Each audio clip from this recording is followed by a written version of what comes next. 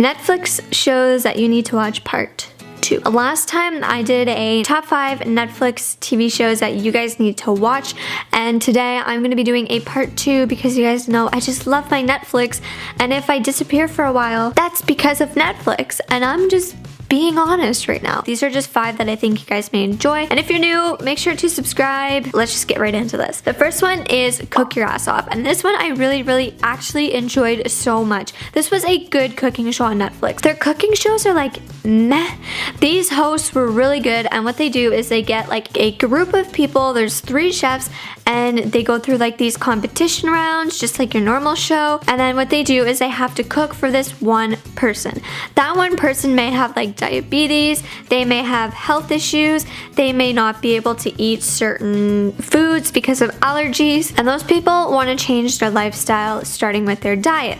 So the winner of the competition will cook for them and help them with their diet and everything like that. And then there are 2 or 3 judges. There's 2 or 3 judges, then there's the person that is trying to change their diet, and then there is the host and 3 cooks, and they go through so many different challenges. And what they do is with each winner from every round, they then go to a semi-final, and then there is like one winner at the end. This cooking show really was like just one of the best that I have watched on Netflix in so long, and that I've seen on TV for so long, because a lot of cooking shows get repetitive, but for some reason this one didn't, and I really wish they did more seasons of it because I really loved it. The next show is 13 Reasons Why. I feel like there's so much talk about this. I don't want to talk about this too long and too much because a lot of people know about 13 Reasons Why, and I'm not saying it's suitable for everyone. I'm really not, but it did open my eyes and it did tug on some strings, and I'm telling you right now,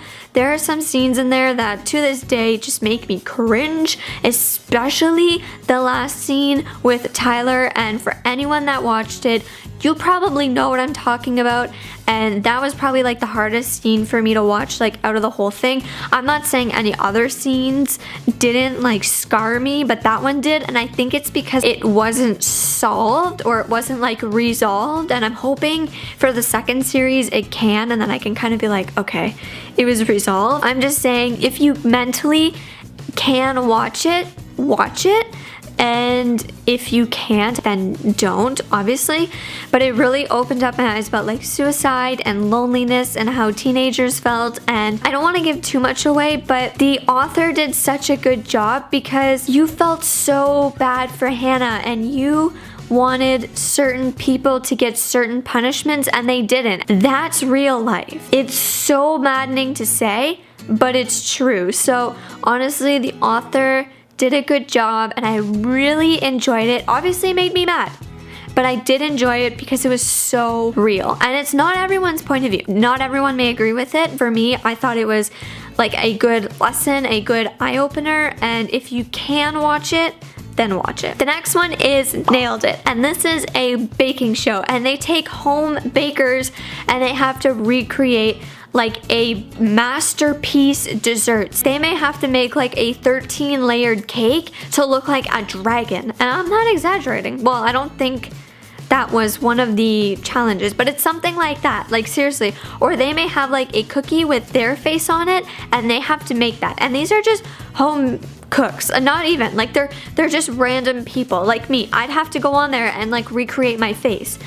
How? And it's actually really funny. The only thing about that show is the host. I'm sorry, but season 1, the host was just a little too much for me. It was almost like she was in there too much, and it kind of took away from the show. I'm hoping season 2 is better. I'm gonna watch that tonight. Next one is Bondi Ink, and I'm currently watching that. This show is almost like 50-50 for me. I really like it because there's constantly drama. Things are constantly changing. I like tattoos. I like watching people get tattoos. The crew's constantly changing, so there's always like a change. It's not repetitive. The only thing, like season 2 is a lot better, but the only thing was season 1 took a long time to get into. It was very not scripted. I don't know if it was scripted, but like it was almost too phony, and I wanted to click off and not watch it, but part of me kind of wanted to, and kind of wanted to see who would stick around and who would leave and if the shop would get better. Season 2 is different. Like there's not the same people. Like, I liked Georgia. I think her name was Emma. I can't remember the blonde girl's name. And I liked Jimmy. And then in season 2, like, a lot of people were gone. And it made me so sad. But anyway, I'm still watching season 2.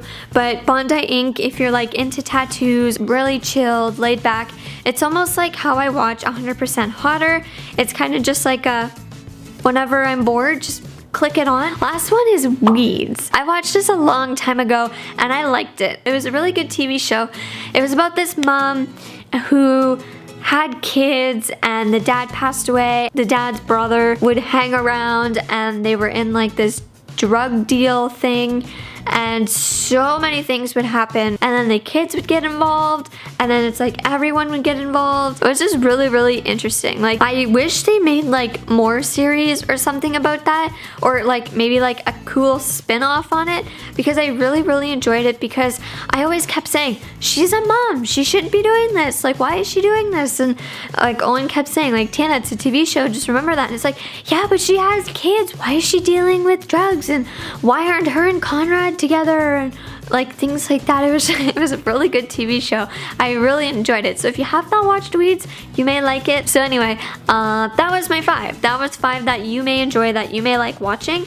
And if you don't, then you don't. It was just kind of like, here's 5 TV shows that I watched that you may enjoy. So I will see you guys in the next video. And if you guys like this, make sure to give it a thumbs up. And if you want to see 5 movies that you guys may enjoy, let me know in the comments below. I'll see you guys in the next one. Bye.